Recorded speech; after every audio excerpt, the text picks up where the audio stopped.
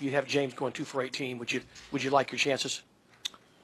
Well, you would think the way the game started. I liked the first quarter, and then we went straight downhill from there.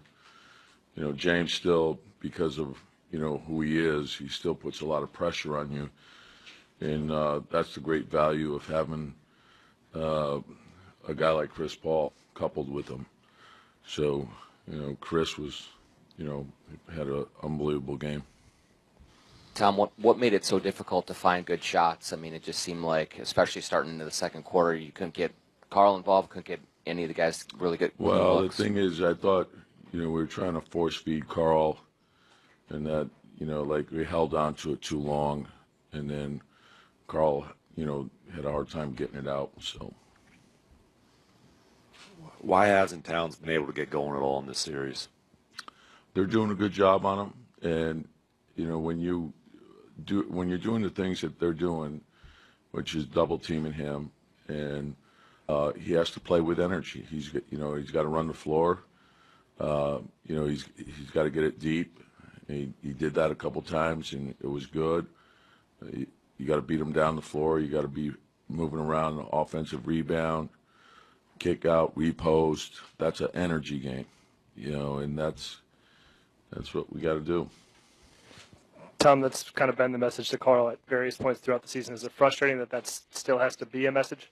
No, he's learning, and he'll be. Carl's a very talented player. He'll figure it out. Tom, Jimmy seemed to be kind of quiet. Is he playing hurt, or what did you see from him? Well, we didn't play well as a team, and I think the start of the game was very good. The first quarter, the second quarter, we got frustrated, and we allowed that to impact getting back in transition, and you can't do that against this team. So, you have a tough stretch, and they shot 53s. They shot, in the 30s. And, if they score 100 points, you have to score against these guys too. And so, there's a reason why they won 65 games. And so you have to play well on both sides of the ball. You're going home down 2-0. What are you going to stress to your players going into Game 3? Yeah, we got to dig in to study the game, and there's the disappointment of the loss, obviously, but anytime you lose, it's the way you approach the loss, and we have to learn from it, learn and move forward. And now we're going home, and we have to be ready when we go home. So they've been a great home team all year. I thought we played really well in Game 1. We didn't play well tonight, but we got to bounce back. Tom, what would you see as the biggest difference between Game 1 and tonight, especially, I guess, on the defensive end, where they were able to hit more threes? They still took a lot. But well, they took 52 threes versus 37, and the percentages, like they still shot 30%, and again, holding them, them getting 102, and we, it was better with Harden, but it wasn't better with Paul. And so, that's a concern. I thought we allowed Gerald Green to get going too. So, and they're a great offensive team, and you have to play well on both sides of the ball. So, we have to dig in, get a look at the film, make our adjustments. Tom, it's been rare this season where offense has been the issue for your team. I mean, what do you kind of look at to get that thing jump started here? Yeah, no, we got you got to bring the energy to it. Keep it moving. Attack. The playoffs are different.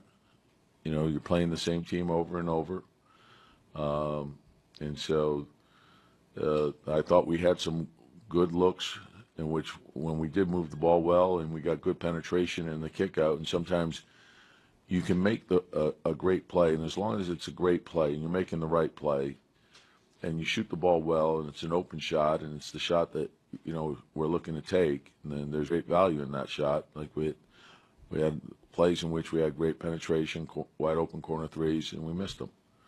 So when we miss them, we can't allow that to impact the effort to get back. Or if there's, if you drive it to the basket and you feel like you were fouled and you don't get a call, you're not going to get a call. It's the playoffs. So just get back. You got to play through things. You got to be mentally tough. You got to be strong. This is a battle of wills. So you got to read situations quickly. Thank you, Coach. Yep. Yep. James and Gerald will be in here shortly. You want to go grab one here and then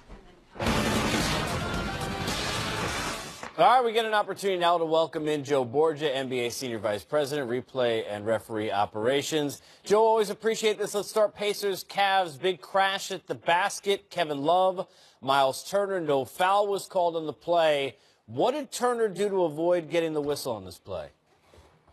Casey, while everybody is watching Kevin Love with the ball, the official is actually watching Turner, the defensive player.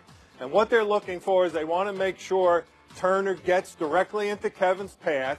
He gets to the spot before Kevin gets there, that he jumps straight up, that he keeps his arms either vertical or if he brings them down, that he doesn't make contact with Kevin. And since Turner got to the spot and jumped straight up and kept his arms straight up, he's legal. So therefore, any contact was initiated by Kevin was marginal, and it was a play-on situation. Joe, Jazz Thunder, Jay Crowder gets whistled, offensive foul, drive to the hole, Russell Westbrook defending. What did Crowder do to prompt the foul call in this play? Well, similar to the last play, again, the officials here are looking at the defender. That's what they focus on.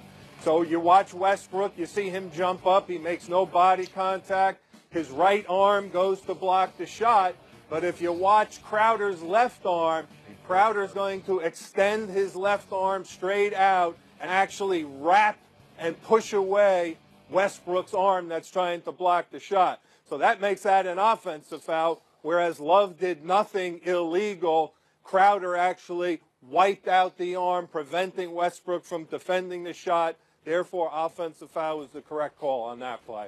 Joe, always appreciate it. Have a good rest of the night. Thank you. Thank you, Casey. All right, there's Joe Borgia joining us. We go from Joe to breaking rookie records. Donovan Mitchell, a performance you'll want to see. Coming up next.